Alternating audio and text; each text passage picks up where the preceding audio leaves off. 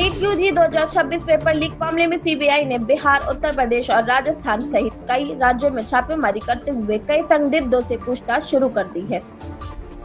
प्रधानमंत्री नरेंद्र मोदी का यूएई दौरा ऊर्जा, व्यापार और रक्षा साझेदारी को मजबूत करने पर केंद्रित रहेगा, जहां दोनों देशों के बीच कई महत्वपूर्ण समझौते होने की संभावना है।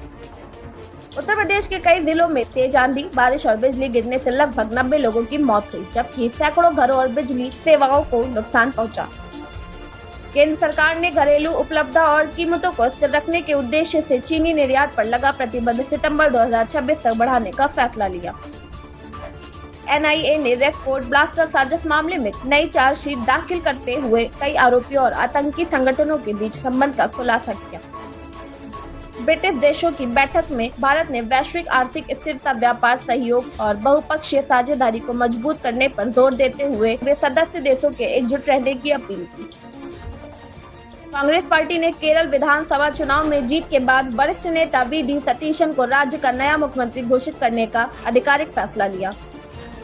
भारतीय मौसम विभाग ने उत्तर प्रदेश समेत कई राज्यों में अगले 48 घंटों तक भारी बारिश, तेज हवा और बिजली गिरने की संभावना को लेकर अलर्ट जारी किया। भारत अफ्रीका फोरम समिट की तैयारियां तेज हो गई हैं, जिसमें अफ्रीकी देशों के नए प्रतिनिधि व्यापार और रणनीतिक सहयोग पर चर्चा करने भारत पहुंचेंगे।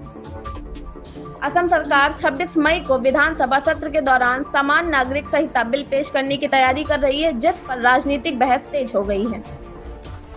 अमेरिका और ईरान के बीच बढ़ते सैन्य और राजनीतिक तनाव में मध्य पूर्व की स्थिति को फिर संवेदनशील बना दिया है, जिससे वैश्विक चिंता बढ़ गई है। चीन के राष्ट्रपति शी जिनपिंग ने विदेशी कंपनियों को भरोसा दिलाया कि चीन का बाजार खुला रहेगा और निवेशकों को बेहतर व्यापारिक अवसर मिलते रहेंगे। स्पेन के पास डूबे रूसी जहाज को लेकर सामने आई रिपोर्ट्स में दावा किया गया कि जहाज संवेदनशील परमाणु उपकरण लेकर उत्तर कोरिया जा रहा था। क्यूबा में गहराते ईंधन संकट के कारण लंबे समय तक बिजली कटौती जारी है, जिससे देश भर में परिवहन, व्यापार और दैनिक जीवन प्रभावित हो रहा है। हंटा वायरस संक्रमण के संभावित मामलों के बाद कई देशों की स्वास्थ्य एजेंसियों ने यात्रियों और अस्पतालों के लिए सतर्कता और निगरानी बढ़ा दी है। पश्चिम बंगाल उच्च माध्यमिक शिक्षा परिषद द्वारा जारी 12वीं परीक्षा परिणामों में 91% से अधिक छात्र सफल घोषित हुए, जिससे छात्रों और अभिभावकों में खुशी है। पश्चिम बंगाल सरकार ने आलू, प्याज और अन्य जरूरी सामानों की अंतर्राज्यीय आवाजाही से प्रतिबंध हटाते हुए व्यापार को सामान्य करने की दिशा में कदम उठाया। पश्चिम बंगाल में चुनाव बाद हुई हिंसा की घटनाओं के बाद प्रशासन ने संवेदनशील इलाकों में अतिरिक्त सुरक्षा बल तैनात कर निगरानी बढ़ा दी है। पश्चिम बंगाल में भर्ती घोटाले और भ्रष्टाचार से जुड़े मामलों की जांच फिर तेज हो गई है, जहां कई पुराने मामलों की फाइलें दोबारा खोली गई हैं।